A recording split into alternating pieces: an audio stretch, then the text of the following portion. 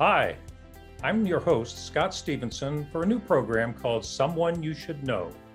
There are so many people that live on the South Shore and in Hingham who are really interesting people who have a story to tell. And our goal in this program will be to tell some of those stories and let you meet the people that are living with us. Today, it's my privilege to introduce Don Dudley to you. Don is a collector of vintage baseball cards, and he is also an engineer. And he has a baseball card collection that he has been maintaining since he was a child. Today, you're going to hear Don's story, which is really not just a story about baseball cards, but it's a story about Don's family raised in Pueblo, Colorado, and how the baseball cards have served as a function of keeping the family together over the years. It's a great story, and now I give you Don Dudley. Thank you very much, Scott. This is a nice little quote about card collecting that I think is really apropos. Jefferson Burdick, I would consider the preeminent card collector, and he's been gone 45, 46 years now, but he had this little quote about what happens when you have a card collection, and it allows you to relax and relive the pleasures and adventures of a past day, and the cards themselves are really enjoyable to look at and read about. So a lot of us collect things. Why? And how do we get started? And the seeds of my collecting cards have to do with my connection with my father, who, along with his family, had a love of baseball. And of course, my love and admiration for my father contributed to my passion, and in the same vein. My father was blind from birth, notwithstanding he was a passionate baseball fan. So that gave me the opportunity to read to him from the newspaper and magazines, and it allowed me to quickly grow to love baseball as I read all these articles and stories to him, starting as soon as I could read. So I grew up in a town called Pueblo, Colorado. We had a Class A Brooklyn Dodger affiliate starting in 1947. And my dad was a Dodger fan, and I became a Dodger fan largely because they were the underdog. I liked to root for the underdog. When I was a kid, they had never won a World Series, and they lost 5 times to the New York Yankees, often going to a 7-game World Series. In Pueblo, there were many players who went on to play for the Brooklyn Dodgers, and there were other Western leaguers who were stars in the major leagues. Sparky Anderson played for the Pueblo Dodgers. Walter Alston was the first manager in 1947. Dick Stewart played in the Western League, and that's where he set the minor league record for home runs in a season. One of the players in the league was this fellow named Willie Kirkland, who played also for the Lincoln Chiefs, and he was fast and he hit with power, and I just adored him, even though he was not on the Pueblo Dodgers.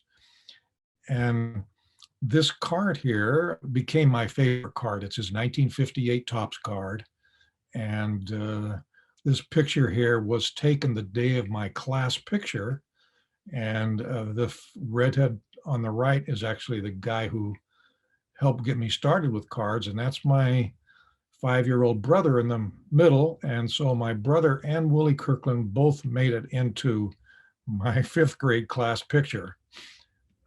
I just love this card because of its, robin's egg blue background. And it was in the second series, card number 128, which made it tough for me to get. Um, in 1955, 3 years before that picture was taken, some key events happened. First of all, we got a television. And in October, the Brooklyn Dodgers won their first and only World Series. And a guy by the name of Johnny Padres beat the Yankees in game 3 on what turned out to be his birthday and my birthday. And then 4 days later in game 7. So we were inextricably linked, if not on our birthdays, but when he won that game 7. He was named Sports Illustrated Sportsman of the Year. He was the first ever World Series MVP. And the following spring, I started collecting. October, card collecting was pretty much over for 1955. Here's Johnny Padres rookie card, 1953 Topps rookie card. And this is a picture of Yogi Berra, classy man that he is, coming into the Dodger clubhouse after game 7 and congratulating Johnny Padres on his 2-0 shutout. I mentioned that he was Sports Illustrated Sportsman of the Year. And if you go to Cooperstown, New York, where the Baseball Hall of Fame is, they now have a statue of Johnny Padres reenacting his Game 7 heroics with Roy Campanella behind the plate.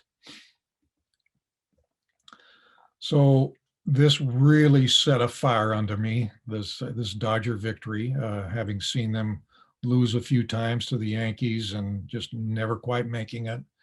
The whole Brooklyn borough went nuts, and we kind of went nuts in Pueblo too. So getting these cards, it let me read about the players, learn and memorize their statistics and quote them to my father and kind of see them in action. And it gave me a link to the players and their teams. And, you know, I got to know something about their personalities, all their struggles. And like a lot of things in my family, I did it with intensity. If it's worth doing, it's worth overdoing. I embraced it fully. So, you know, you end up trading cards with your friends. You try to collect players maybe on your favorite team. I lived in a neighborhood with many old people that were no longer able to care for their job. And in Pueblo, Colorado, you had to water your lawn. It's a semi-arid climate or it would burn up. So I got mowing and lawn watering jobs. A couple years later, I was old enough to get paper routes, and I had many of them. As I mentioned, some of my close friends are avid collectors too, that stoked the fire. And as I said, I was 8 years old in the spring of 1956 in the 3rd grade when I started. I remember vividly the pack where I got Johnny Padres on the lower left here. It's also the pack where I happened to get Mickey Mantle. So I kind of advertise it and say, hey, I remember the 5 other cards in my Mickey Mantle pack, but I was more excited actually about getting Johnny Padres than getting Mickey Mantle, even though the value of a Johnny Padres card compared to Mickey Mantle is infinitesimal. And, you know, there's some other little tidbits about the other cards in that pack. Willard Nixon in that summer pitched a game at Fenway Park, a complete game shutout victory against the Yankees that I just happened to hear on the Mutual Broadcasting Network. And it was interesting because Ted Williams got a walk-off bases loaded walk and tossed his bat in the air. And I got a chance 13 years later to recount this story to Ted when I arrived in Boston. He was signing autographs and he remembered more about that at bat than I did. D. Fondy, Chicago Cubs, my uncle, was able to acquire a broken bat from D. Fondy and gave that to me. So a little connection about a couple of other players in this pack of cards that I got. At the time, there were 6 cards for a nickel plus a slab of gum, and I ended up with a ton of gum. I chewed it, but you couldn't chew it as fast as I was buying baseball cards. So my goal was to collect every card in that set in a particular year. That took a lot of work, some luck, trading. The packs had an unpredictable contents. You didn't know what you were getting. And if you were missing cards, you didn't have much choice but to keep buying them. And it resulted in my having tremendous volume of duplicate cards. And of course, I started playing baseball and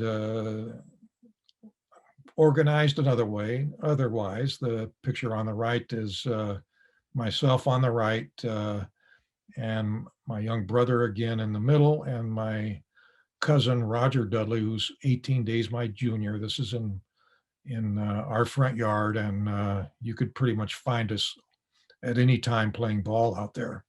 Roger lived in Denver, but we tried to visit each other as much as we could to carry on the legacy. In a more organized fashion, this first picture on the left here is the Pueblo equivalent of Little League. They called it Old Timers. This is my 1959 picture. I'm in the front row, lower left. I was the pitcher for Bessemer Auto Parts. Bessemer owes to the Bessemer process for producing steel. Pueblo was a town of steel workers, and the steel industry dominated the economy. On the right is me at Central High School in a batting pose, and a couple more from my senior year. I was an infielder and ended up playing semi-pro American Legion and semi-pro baseball also. I ended up playing a lot of softball, and that continued into my 40s. In 1961, I went out for junior high sports, and I had to give up my paper routes, and that at that point was my major funding source. So I had to stop collecting. I didn't view it as a sad event at that time. Life intervened. And meanwhile, I stored my cards at my mom's house. They were safe in her basement back in Pueblo. As I mentioned, Pueblo has a semi-arid climate, so they did not get damaged there like they might here back east. They would probably get damp, but they were dry as a bone in her basement. And sitting there when I tried to pick them up 30 years later. So I became a Colorado Rockies fan. They were awarded a franchise in the summer of 1992. And I actually have never missed a Colorado Rockies home opener. I guess we didn't really have one in 2020 because of the pandemic. The picture on the left is the very first Rockies home opener in 1993. And that's me on the left, my brother in the middle, and his good friend, Dr. Jim Cover, on the right. And a little more recent on the right side is, again, my brother in the purple in front there. My cousin Roger Dudley again with the beard, and a good friend of mine from high school next to my brother Joe Clune in the front row. This is already 4 years ago, but more recent than the one on the left. So in this intervening time, I also obviously wanted to pass on the legacy. In 1983, I took my oldest daughter down to Disney World, and I coerced her into taking a little detour to Dodger Town in Vero Beach, where the Dodgers had a spring training camp at that time. And she seemed amenable to that. And the picture on the right is my younger daughter, Leah. She was living in Chicago in 2013. And I went to visit, and we went to Wrigley Field and posed in front of Mr. Cobb there, Ernie Banks statue. And going on further down one more generation, that's my granddaughter Simone, attending her first Colorado Rockies home opener. She was a little less than 6 months old there on the left with the protecting her ears. And on the right is my grandson Henry at McCoy Stadium 3 years ago. He's a year and a half old in this picture. So I have a pretty good streak of going to Colorado Rockies home opener. My daughter and I, who's the father of Henry here on the right, have a streak of something like 27 consecutive years going to McCoy Stadium to witness a Pawtucket Red Sox game. Again, COVID interfered with that, but we still kind of consider our streak alive, even though we weren't able to do it last year. I had about a 30-year hiatus and rekindled my interest again in 1990. I just want to mention that it's never been about the financial investment for me as a kid, and even not now. Just about exactly a year ago, Scott sent me this New Yorker cartoon about having this kid having his investments in baseball cards so he didn't suffer any downturn due to the pandemic. And that, the pandemic actually has really set the vintage baseball card market on fire. But back to 1989, Upper Deck revolutionized the hobby with a high quality stock. It was not your vintage cardboard. It was a smooth stock. They had a hologram on the card to prevent counterfeiting. They had color on the front and the back. It was really a step up. And of course, other cards followed suit eventually.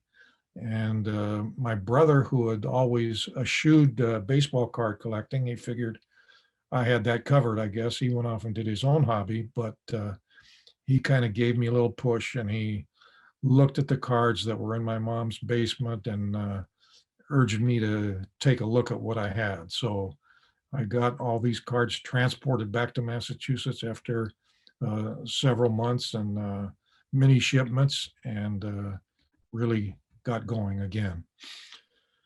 So I'm listing here some of the producers of baseball cards. This is a small fraction of the producers, but these are the ones that I have collecting back beyond when I started. Tobacco cards, Cracker Jack. There was a hiatus after World War I and through the Depression. Gowdy Gun Company in Boston started producing in 1933. That's a very popular set. Diamond Star set. Then right before the war, Playball had, World War II, Playball had 3 nice sets. And then after the war, you had Leaf, and then Bowman really took off in 48, 49, and then Topps kind of went nuts in 51, and Upper Deck in 89. So I show some examples here. The first card's a tobacco card. The middle card is one of those Cracker Jack cards, Shoeless Joe Jackson in the second Cracker Jack set. And on the right is good old Babe Ruth, 1933 Gowdy card. There's a Diamond Star, the meal ticket, Carl Hubble on the left, and the Yankee Clipper in the middle, 1941.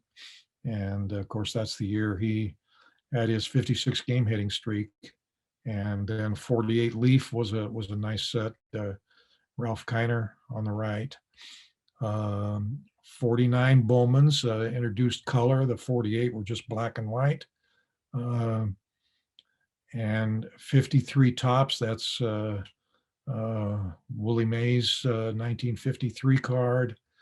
And there's the Ken Griffey Jr., which is card number 1, the Upper Deck set, and that's considered his rookie card, and that really that card itself really went crazy in the market in 1989 and in the early 90s.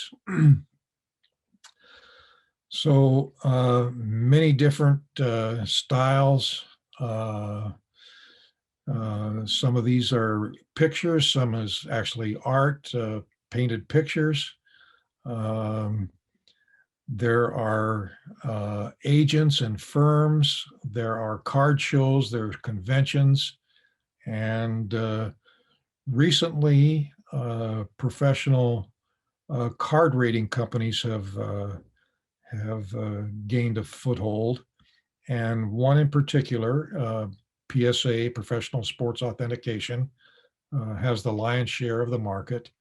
And if your card is not professionally graded nowadays, and we're talking 2021, it doesn't have nearly the value.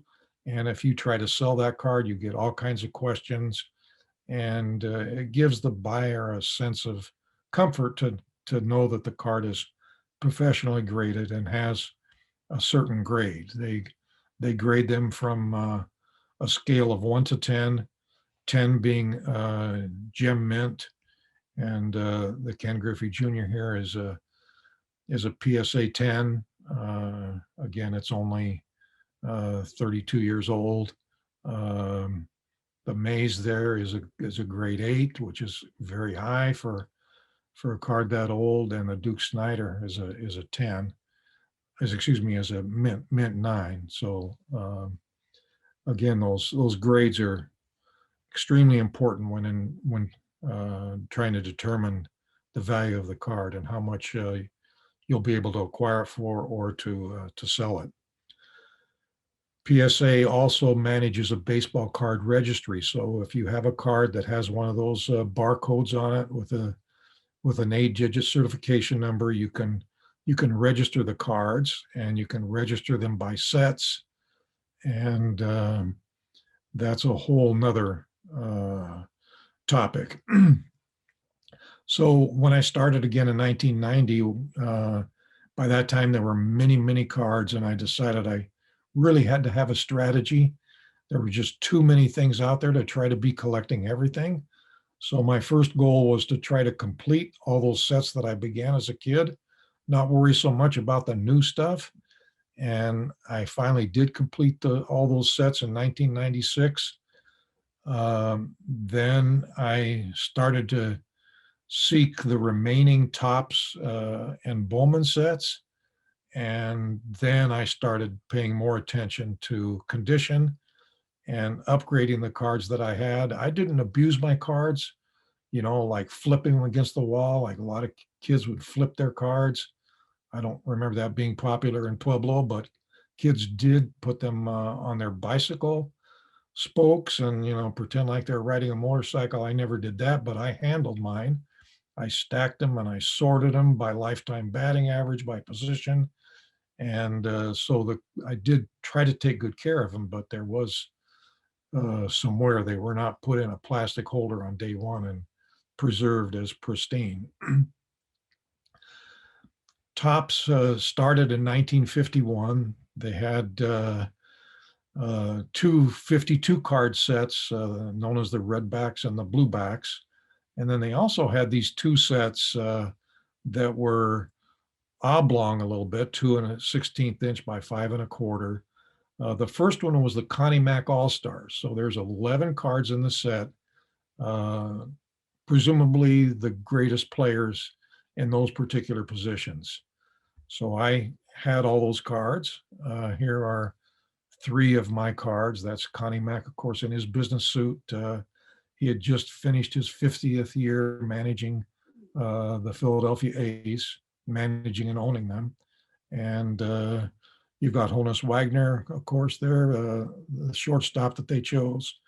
Grover Cleveland Alexander was one of the pitchers that they chose. And side by side with that was the Major League All-Star set. So that would be current All-Stars. And again, there's 11 cards in the set, same size. And there were 3 of those 11 cards that were never released for some reason. But I was able to get proofs of these 3 cards, which of these 3 cards In total, I believe there's only 14 in existence, and these are the only ones known that are proofs. They were hand cut, and I don't know how these cards traversed, from tops to me when I got them in 1988 and 1989. But these three cards, I think, differentiate my sets from a lot of collectors. These are the only three proofs that there are, and they're not, Robin Roberts, also born on my birthday, is a Hall of Famer. Eddie Stanky, well, he's Eddie Stanky. Jim Constanti was the 1950 National League MVP. Both Roberts and Constanti played for the Whiz Kids in 1950 as they edged out the Dodgers for the National League pennant. So I was able to sell these cards. This is an advertisement for my cards that were sold in the spring of 2018. And, it was, the dealer was very excited to get these cards. He had never seen the big three. So Burdick, shortly after I rekindled my interest, a friend of mine in 1990 gave me a poster from the Burdick collection exhibit in New York City at the Metropolitan Museum of Art. And Jefferson Burdick, who was not particularly a baseball fan, he was more interested in the cards, how they were produced, and what the material was, had donated his extensive collection to the museum. And it sat there from 1965 to 1990. Collectors knew where it was and knew about it, but in 1990, they decided to have a small exhibit of them, and my friend gave me this poster. The poster had 22 player cards on it, and so I gave myself a new goal, and that was to try to collect all the cards on the poster. That wasn't immediately, but eventually I set out to achieve that goal. So you can see they start with tobacco cards up in the top row. You see the Babe Ruth Gowdy 33 at the far right of the second row.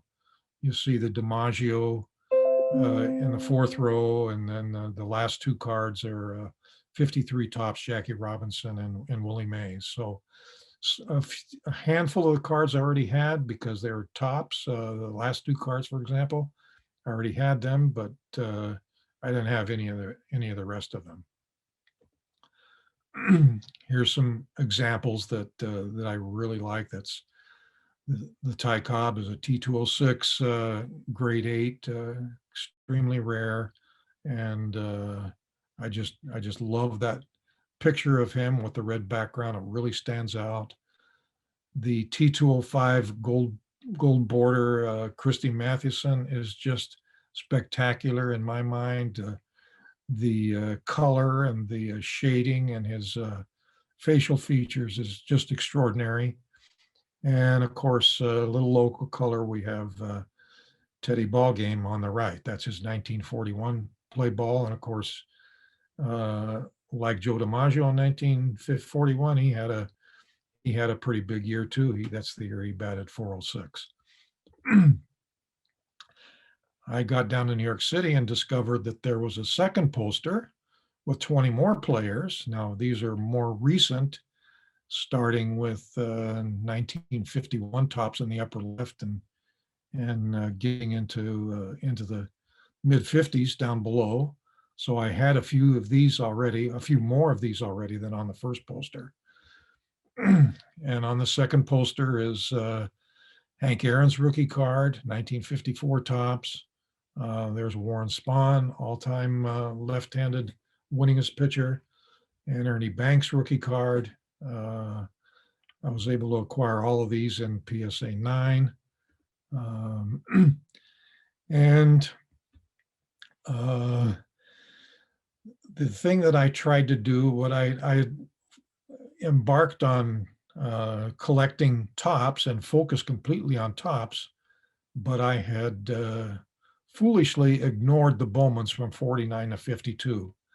They were a little smaller, I guess, and Bowman got purchased by Topps after 1955, and they just didn't have the name. But the more I looked at some of these cards, I really liked them. So I started collecting them a little over 7 years ago.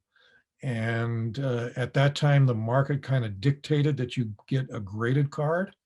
So I set my standard of PSA grade 7 or better.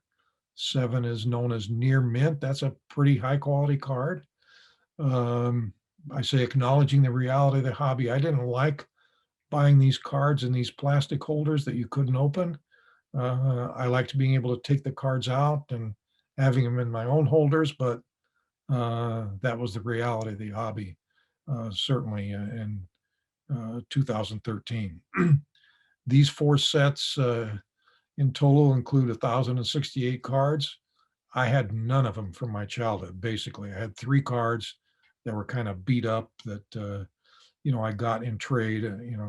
These were years before I started collecting 49 to 52. Remember, I didn't start till 56, so I wasn't able to buy a fresh pack of any of these. A couple years later, I decided to narrow my focus on those 4 Bowman sets and the birdie cards, the 42 birdie cards. And I dramatically changed my emphasis from quantity to high quality. I had hundreds of thousands of cards still at that time, and they took up a lot of volume, and they were a good source of funding my efforts to get the cards that I wanted to focus on. It was a tough decision for me. I sat on it for a couple years before I actually enacted upon it. Once I made that decision, I had to give up my Sandy Koufax rookie card, my Roberto Clemente rookie card, my Mickey Mantle rookie card. But I said a plan is a plan, and if that's my plan, I gotta stick to it. I completed those 4 Bowman sets 3+ years ago, November 20th, 2017, and have been upgrading them and the 42 birdie cards ongoing. Since that time, since my decision in 2015, I have not really acquired any other new cards that weren't a part of these 1,100 some cards. These are kind of screenshots that I took from the PSA app that I have on my phone of the rankings, and these are the PSA rankings that I was talking about. And this shows you my rank for the 4 sets that I am focusing on: 49, 50, 51, and 52 Bowman. The first screenshot was taken in August of 2019, and by a quirk, I happened to be number 1, because the number 1 guy retired his set for some reason for a few months, and then he unretired it in September. So this screenshot on the right is just taken a few days ago. You do notice the little 2019 medallion that I have up there on the top row, and that owes to the fact that in May of 2019, I happened to be number 1 for a few months there, and in May is when they award the set leaders for the year. So that's kind of crazy, but I have that medallion, and so that's, I slipped down to number 2, number 3 in 1950. I had somebody sneak ahead of me a while ago. And, there is a lot of room between first and second and third. I mean, I don't have any hope of trying to catch the first place guy in 1949. It's just unrealistic. And you can see the ratings of my set did not improve dramatically. My 1949 set only went up 8/100ths of a point in basically a year and a half. And part of that is due that there's not much opportunity to upgrade. There's 240 cards in that set, as it says there. Fully 60% of those cards, there are none better. My card might be the best, or there might be none better. Or if there is one better, it might be owned by the guy who's number one, and he's not about to part with it until he disposes of his entire collection. So it's pretty difficult to make headway here. When you do make headway, it feels pretty good. I guess I've made the most headway in my 1951 set. I did go from 7th to 6th. And I think actually 5th place is maybe in reach for me. But I did increase by 21 100ths in the year and a half between 51 and 52. So thought I'd show some of the cards that really mean the most to me here. When I was a kid, Jackie Robinson was my favorite player. I mentioned that I rooted for the underdog. He was kind of like the ultimate underdog. So that's his 49 Bowman, and I have that in a mint 9, and the Satchel Paige is in that same set, and he's well past the prime of his career, but the Indians picked him up, and he actually pitched a little bit in the 1948 World Series. Monte Irvin on the right, that's a fun card because I bought it as a PSA 9 and was able to get PSA to upgrade it to a 10, which doesn't happen very often, but it happened in this card, and that happens to be his rookie card. And of course, he's also a Hall of Famer. So that was an extremely big upgrade for me. Roy Campanella was on those Boys of Summer in the mid 50s. A little local color here. Johnny Pesky, I thought I'd show another PSA 10. Longtime Red Sox player, manager, coach. And Carl Erskine, last living Boy of Summer, I believe. Again, that was a card that I got upgraded. 1951 rookie card. He's not a Hall of Famer, but to get that upgraded to a 10 was pretty huge. And I thought I'd show some cards that have a little bit of personal connection for me. This first card is Clyde King.